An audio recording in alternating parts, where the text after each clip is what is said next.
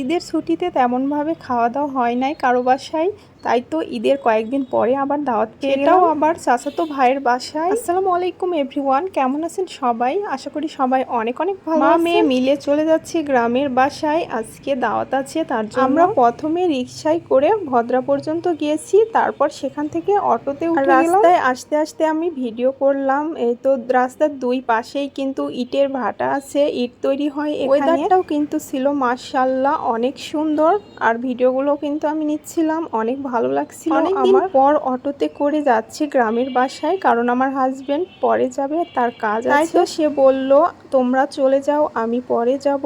তার জন্য আমরা চলে যাচ্ছি মা মেয়ে দুজনে। বাইকে অনেক ঘুরি প্রতিদিন বাইকে, তো আজকে কিন্তু অটোতে অনেক দিন পরে। যাই হোক, খারাপ লাগেনি, ভালোই লেগেছে। বাইকে তো তেমনভাবে ভিডিও করা হয় না, তার জন্য আজকে অটোতে একটু শান্তি মতো ভিডিওটা করে নিলাম।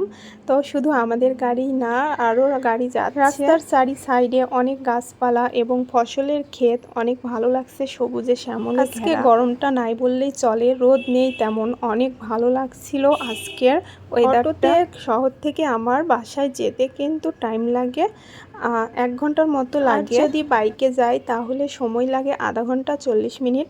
যাই হোক, একটু কম সময় লাগে। আজকে আমার মনে হলো আমরা অটোতে তাড়াতাড়ি চলে আসলাম, কারণ আমি ভিডিও করছিলাম আর তাড়াতাড়ি সময়টা চলে গেছে, বুঝতেই পারিনি কখন সময় চলে গেছে। আমরা কিন্তু প্রায় চলে এসেছি আমাদের গ্রামের বাসায়। আর কিছুটা পথ পার হলেই আমরা চলে যাব আমাদের গ্রামের বাসায়। আমি তো অনেক এক্সাইটেড ছিলাম যে গ্রামের বাসায় গিয়ে সবার সাথে আবারও দেখা হয়ে যাবে। কিছুদিন পর যদি প্রিয় মানুষদের সাথে দেখা হয়, গল্প হয়, মনটা কিন্তু অনেক ভালো হয়ে যায়। আমরা কিন্তু ফলিয়ার বিলের কাছে চলে এসেছি, এখানে বড় পুকুর আছে আর চারি সাইডে অনেক গাছপালা। এই বিলটা আমার কিন্তু অনেক ভালো লাগে, দেখার মতো একটা জায়গা, ব্রিজ আছে।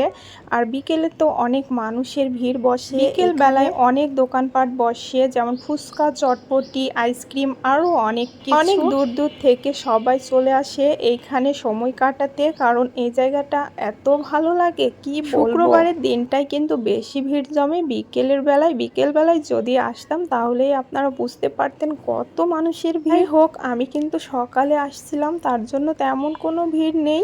আর বিকেল বেলায় তো সবাই ঘুরতে বের হয়, আর এই জায়গাটা ভিড় জমে, অনেক ভালো লাগে। এত পরিমাণ বাতাস হচ্ছিল কি বলবো, এত সুন্দর বাতাস, আমার তো মনটা যেন ফুরফুরে হয়ে গেল। ভালো কিছুতে সবসময় তো বলতে হবে আলহামদুলিল্লাহ। মেয়ে পুরো রাস্তাতেই মাস্ক পরেছিল, একটু পরপর মাস্ক খুলছে। আমরা কিন্তু ফাইনালি পৌঁছে গেছি আমাদের গ্রামের বাসায়। এইদিকে এসে দেখি কি কাণ্ড, কি খাবারের। আমার বড় আপু তো রান্নার দায়িত্বে আছে, সে তো সবাইকে তুলে দিচ্ছে বাটিতে করে, আর ওইদিকে কিন্তু খাওয়া দাওয়া চলছে। আমার কিন্তু অনেক ক্ষুধা পেয়ে গেছে, আর ওইদিকে তো সবাই খাচ্ছে, তাই আমি রান্নাঘরেই বসে খেয়ে নিলাম। বলে না, পেট শান্তি তো দুনিয়া শান্তি। যাই হোক, আমার আজকের ভিডিওটা এতটুকু। সবাই ভালো থাকবেন, সুস্থ থাকবেন, ভালোবেসে পাশে থাকবেন আমার। আল্লাহ হাফেজ।